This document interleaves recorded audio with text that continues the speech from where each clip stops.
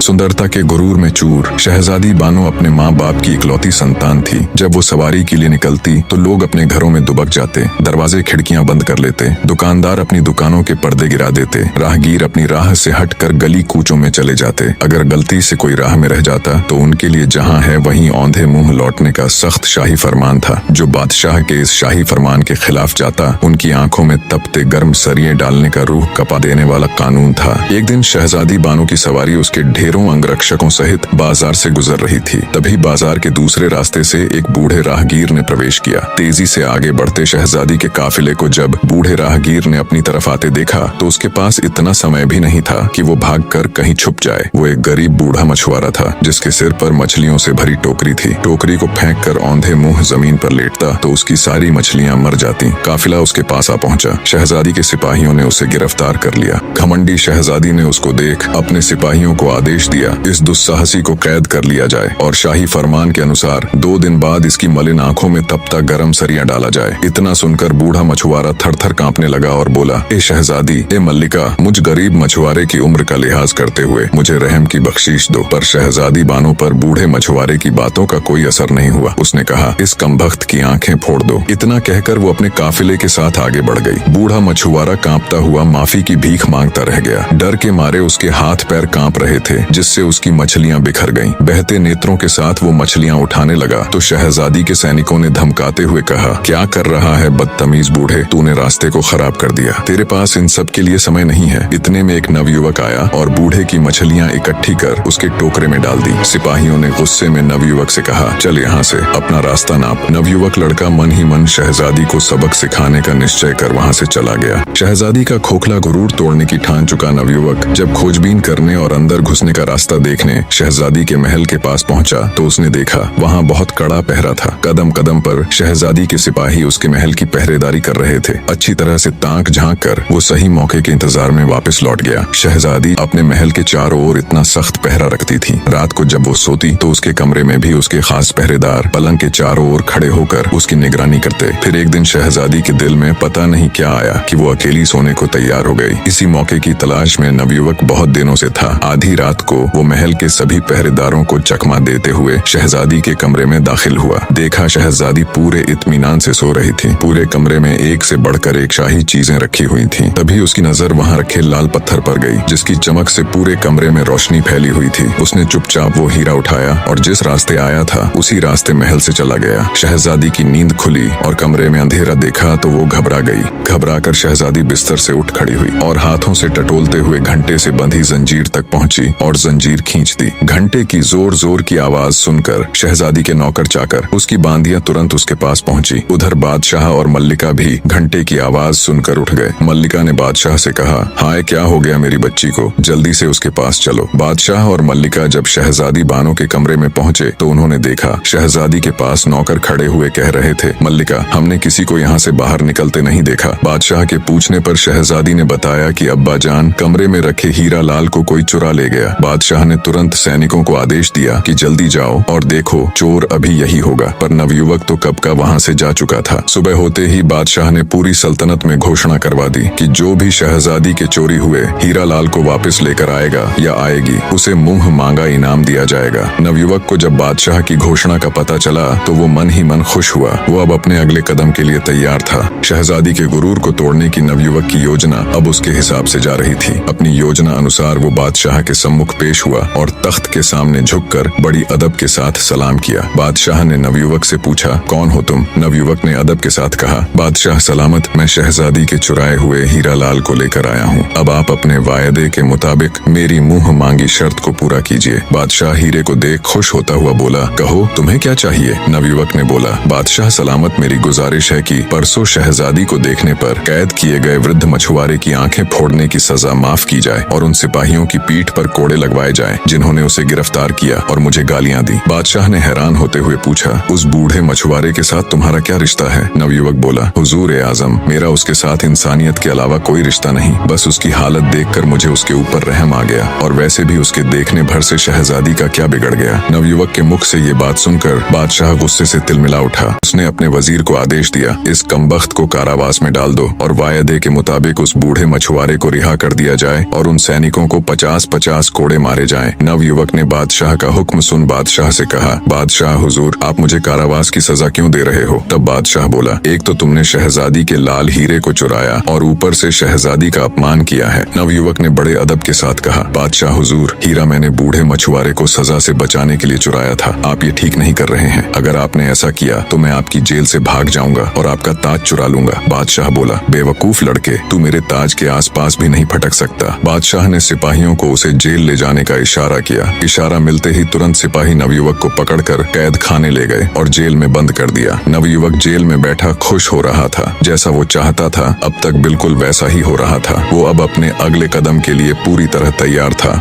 बादशाह शहजादी के पास गया और हीरा लाल देते हुए उसे सारी दास्तान सुनाई। शहजादी ने कहा, अब्बा जान, उस दुस्साहसी की इतनी मजाल कि उसने मेरे कमरे से हीरा लाल चुराया और अब आपका ताज चुराने की फिराक में है। उस दुष्ट व्यक्ति को बीच चौराहे पर खड़ा करके उसके दोनों हाथों को कटवा दीजिए ताकि फिर कभी कोई ऐसी जरूरत करने की सोचे तक नहीं। बादशाह ने शहजादी से कहा, बेटी तुम चिंता मत करो, जैसा तुम कहती हो उसके साथ वैसा ही किया जाएगा। बादशाह ने पूरे राज्य में घोषणा करवा दी कि कल सुबह राज्य का हर व्यक्ति शहर के चौराहे पर आ जाए। बीच चौराहे पर शहजादी के महल में चोरी करने वाले दुष्ट नौजवान व्यक्ति को खड़ा कर उसके दोनों हाथ काटे जाएंगे। बादशाह का वजीर जब कैद खाने जाकर नवयुवक को ये खबर देता है तो नवयुवक जोर जोर से हंसने लग जाता है और कहता है, तुम सब पागल हो गए हो, सुबह तक यहाँ कौन रुकेगा? मैं तो आज रात ही बादशाह का ताज लेकर यहाँ से फुर्र हो जाऊंगा। वजीर ने कैद खाने के दरोगा को हुक्म देते हुए कहा कि आज रात कैद खाने के चारों ओर सख्त पहरा लगवा दीजिए। सुबह हुई तो बादशाह ने वजीर को हुक्म दिया, जाओ जल्दी लेकर आओ, उस कमबख्त को उसके हाथ कटते देखने के लिए मैं स्वयं भी बेताब हूँ। वजीर जी हुजूर कहकर तुरंत कारावास की ओर चल दिया। उसने कारावास के दरोगा को कहा, उस नवयुवक को लेकर आओ। दरोगा जब जेल के अंदर जाकर देखता है तो उसे वहाँ सिर्फ हथकड़ियाँ पड़ी हुई मिलती हैं। ये देखकर दरोगा के पैरों नीचे से जमीन खिसक जाती है। वो भागकर वजीर के पास जाता है और बताता है कि हुजूर साहब, वहाँ तो सिवाय हथकड़ियों के कुछ नहीं है, लड़का जेल से भाग चुका है। वजीर बोला,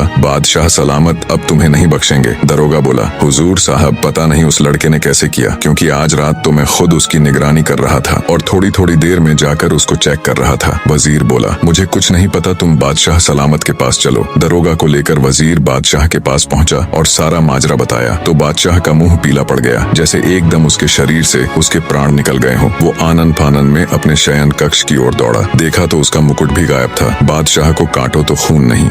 शहजादी बानो अपने पिता के महल में आती है। देखा तो बादशाह उदास बैठा हुआ है। शहजादी ने उनसे मायूसी का कारण पूछा तो बादशाह बोला, क्या फायदा मेरे बादशाह होने का जब एक मामूली सा चोर लड़का मेरे महल में दाखिल हो जाता है और जो उसका मन करे उठा ले जाता है। शहजादी बोली, मुझे तो लगता है सभी नौकर उस कमबख्त से मिले हुए हैं, पर आप उदास मत हो अब्बा जान, एक तरीका है उसे पकड़ने का और आपका ताज फिर से पाने का। आप उस बूढ़े राहगीर को फिर से कैद करवा कर पूरे नगर में घोषणा करवा दीजिए कि बूढ़े मछुआरे की आंखें निकाल कर उसे शहजादी के महल में बंदी बनाकर रखा गया है, वो उसे बचाने जरूर आएगा। बादशाह के हुक्म की देर थी कि कुछ ही देर में सैनिक उस बूढ़े राहगीर को पकड़ लाए। बादशाह ने बूढ़े मछुआरे को आराम के साथ शाही कमरे में ठहराया और अपनी योजना अनुसार पूरे राज्य में घोषणा कर दी कि बूढ़े की आंखें निकाल उसे कैद करके रखा है। नवयुवक को जब पता चला तो उसके तन बदन में आग लग गई। उसने खुद से कहा, जब मेरे ऊपर वश नहीं चला तो उस बूढ़े राहगीर को ही उठा लिया, पर अब बस बहुत हुआ, अब इन सब का अंत करने का समय आ गया है। रात हुई तो शहजादी के महल के चारों तरफ कड़ा पहरा लगा दिया गया। कदम कदम पर शाही सैनिक अस्त्र शस्त्रों के साथ चौकन्ने खड़े थे। खुद बादशाह भी भेष बदलकर गश्त कर रहा था, पर तभी अचानक शहजादी के महल से हृदय चीर देने वाली चीख सुनाई दी। बादशाह आनन फानन में भागा भागा शहजादी के कमरे में दाखिल हुआ। देखा तो शहजादी जमीन पर पड़ी हुई है और उसका पूरा शरीर नीला पड़ गया है। तुरंत शाही वैद्य को बुलाया गया। जब वैद्य ने राजकुमारी को चेक किया तो उसके होश उड़ गए। कांपती आवाज में बादशाह से कहा, माफ करे हुजूर, शहजादी अब इस दुनिया में नहीं है, किसी जहरीले सांप के काटने से वो मर चुकी है। बादशाह के ऊपर तो जैसे मुसीबतों का पहाड़ टूट पड़ा। वो दहाड़े मार मार कर रोने लगा, बेटी तुम मुझे छोड़ के नहीं जा सकती, तुम्हारे बिना मैं भी अपने प्राण त्याग दूंगा। पूरे महल में चीख पुकार मच गई। तभी वजीर की नजर वहाँ रखी एक कुर्सी पर गई जिसके ऊपर बादशाह का शाही ताज रखा हुआ था। वजीर बोला, माफ करना हुजूर, ये सही समय नहीं है, पर ये सब किया धरा उस चोर का ही है। वो ही यहाँ पर किसी जहरीले सांप को छोड़ गया और आपका ताज भी रख गया। शहजादी के मौत के गम में बादशाह पूरी रात रोता है। सुबह हुई तो रस्म अनुसार शहजादी बानो को दफनाया गया। शहजादी के गम में पूरे नगर की आंखें नम थीं। हर जगह एक अजीब सा सन्नाटा पसरा हुआ था। शहर की सभी दुकानें बंद थीं। हर कोई शहजादी के लिए दुआ कर रहा था। अगले दिन बादशाह जब शहजादी की समाधि पर फूल चढ़ाने गया तो देखा शहजादी की कब्र खुदी हुई थी। शहजादी का पार्थिव शरीर कब्र से गायब था। ये देख बादशाह को बड़ा भयानक सदमा लगा। अपने होशो हवास खो वो जमीन पर गिर पड़ा। वजीरों ने जब उस पर ठंडे पानी से छिड़का किया तो उसे होश आया, पर बादशाह अब भी अपने हवास में न था। वो सबकी तरफ ऐसे देख रहा था जैसे वो किसी को जानता ही न हो। 4 दिन के इलाज के बाद उसका होश ठिकाने आया। बादशाह को इतना गम शहजादी की मौत का भी न था जितना उसकी मैयत गायब होने का था। उसने दूसरे राज्यों से स्पेशल जासूसों की पूरी टुकड़ी बुला ली और शहजादी की मैयत का पता लगाने को कहा। शहर के चप्पे चप्पे में अब जासूस फैल चुके थे, पर उन्हें क्या पता था शहजादी का चोर तो कब का मुल्क से बाहर जा चुका था। कब्र खोदकर शहजादी की लाश को बाहर निकालने वाला कोई और नहीं बल्कि वो नवयुवक ही था जो शहजादी के गुरूर को तोड़कर ध्वस्त करने की ठान चुका था। शहजादी की लाश को अपने घोड़े पर लिए वो बहुत तेजी से आगे बढ़ रहा था। चलते चलते वो बगदाद शहर के बाहर पहुंच गया। शहजादी की लाश को झाड़ियों में छुपा वो एक संदूक ले आया। संदूक में शहजादी को लिटा शहर के अंदर गया और उसने एक सराय का कमरा किराए पर लिया। जब रात हुई और सब सो गए तो नवयुवक ने बक्से को खोला और कुछ मंत्र बोलकर एक सांप बन गया। सांप बने नवयुवक ने शहजादी के कांटे हुए स्थान से सारा जहर चूस लिया और फिर से अपने असली रूप में आ गया। कुछ ही समय बाद आहें भरती हुई शहजादी उठकर बैठ गई। उसने पानी मांगा, तब नवयुवक ने उसे पानी पिलाया। पानी पीकर शहजादी के होश कुछ ठिकाने आए तो वो बोली, मैं कहाँ हूँ, तुम कौन हो? मैंने अभी अभी एक बहुत भयानक सपना देखा कि एक सांप के काटने से मेरी मृत्यु हो जाती है, मुझे दफना दिया जाता है, फिर तुम आकर मुझे कब्र से निकालकर एक सफेद घोड़े पर यहाँ ले आए। पर वो सपना एक सपना ना होकर हकीकत था। तुम मुझे यहाँ क्यों लेकर आए? तुम्हारा मकसद क्या है? और इतने सारे सिपाहियों के होते हुए तुम महल में घुसकर चोरी कैसे करते हो? बौखलाई शहजादी ने एक साथ सवालों की बौछार कर दी। तब नवयुवक बोला, सुनो शहजादी, अगर तुम जानना ही चाहती हो तो मेरा नाम बिन मुस्तफा है। मेरे अब्बा जान बहुत बड़े जादूगर थे जिन्होंने मुझे अपनी विद्या से सांप का रूप बदलने की विधि सिखाई है। मैं तुम्हारे महल में सांप के रूप में अंदर जाता था। जिस सांप के काटने से तुम्हारी मृत्यु हुई थी वो भी कोई और नहीं बल्कि मैं ही था। मैं जानता था सांप के काटे हुए मनुष्य का अगर 3 दिन के अंदर जहर चूस कर निकाल दिया जाए तो वो फिर से जिंदा हो जाता है। ये सब मैंने तुम्हें सबक सिखाने और तुम्हारे खोखले गुरूर को तोड़ने के लिए किया, और अब तुम सदा के लिए मेरी दासी बनकर मेरे साथ रहोगी। यही तुम्हारी सजा है। शहजादी सब कुछ सुन एकदम सन रह गई। उसे कुछ बोलते न सूझा। कुछ देर चुप्पी के बाद शहजादी ने माफी मांगते हुए कहा, मैंने ताकत के गुरूर में चूर पता नहीं कितने ही लोगों का अनिष्ट किया है, मुझे माफ कर दो। पर नवयुवक के ऊपर शहजादी की पश्चाताप भरी बातों का कोई असर नहीं हुआ। शहजादी को अपने घर लाकर एक बंदी या फिर ये कहे एक दासी की तरह नवयुवक रखने लगा। कुछ दिन तक तो शहजादी ने नवयुवक से मिन्नतें की कि वो उसे उसके पिता के पास छोड़ आए, पर नवयुवक को उसके ऊपर विश्वास न था। उसे लगता था शहजादी ये सब मजबूरी में और उसकी कैद से छुटने के लिए बोल रही है। समय बीतता गया। शहजादी अब अपना पूरा अहंकार त्याग कर एक पत्नी की तरह घर का सारा काम करती और नवयुवक की हर छोटी से छोटी बात का ख्याल रखती। धीरे धीरे नवयुवक के दिल में भी शहजादी के प्रति कठोरता की जगह नरमी ने ले ली। वो उसे चाहने लगा। फिर सोचा, मैं कहाँ एक छोटे से जादूगर का लड़का और वो मुल्क की शहजादी। फिर एक दिन ऐसा आया जब नवयुवक ने शहजादी को परखने के लिए घर पर अकेला छोड़ दिया और भागने का पूरा मौका दिया और सोचा रात को जब लौटूंगा तब शहजादी मुझे मिल गई तो उसके सामने अपने दिल की बात कह दूंगा। रात तक का समय नवयुवक ने बड़ी मुश्किल से काटा। रात हुई तो वो धड़कते दिल के साथ घर की ओर चल दिया। उसके मन में ढेरों विचार एक साथ चल रहे थे। नवयुवक जब रात में घर आया तो उसने देखा शहजादी कहीं नहीं गई बल्कि रोजमर्रा की तरह अपने कामों में तल्लीन थी। आज पूरा दिन सोचने समझने और विचार करने के बाद उसने फैसला लिया कि शहजादी के साथ उसका कोई भविष्य नहीं है। उन दोनों के बीच प्रतिष्ठा और रुतबे की बहुत बड़ी दीवार है, तो वो उसे सही सलामत बादशाह के पास ही छोड़ आएगा। सुबह हुई तो शहजादी को लेकर वो बादशाह के पास गया। जब बादशाह ने अपनी बेटी को सही सलामत देखा तो उसकी आंखों से खुशी की अश्रुधारा बह निकली। उसने शहजादी को गले लगा लिया और ढेरों सवाल एक साथ दाग दिए। तब नवयुवक ने बादशाह से माफी मांगते हुए सारा किस्सा कह सुनाया। सब सुनकर बादशाह ने अपने वजीर को हुक्म दिया कि इसे अभी फांसी के तख्ते पर चढ़ा दो। पर शहजादी ने अपने पिता से कहा, नहीं अब्बाजान, इसने मेरा अहंकार नष्ट करने के लिए ये सब किया। अब मैं इसे अपने हृदय से अपना पति मान चुकी हूँ। अगर इसे कुछ हुआ तो मैं भी अपने प्राण त्याग दूंगी। बेटी के मुंह में मजबूर बादशाह ने दोनों का निगाह करवा दिया। अब पहले जैसा कोई कानून नहीं रहा। प्रजा भी अब खुशी से रहने लगी। इधर शहजादी और नवयुवक भी एक दूसरे के साथ खुश थे।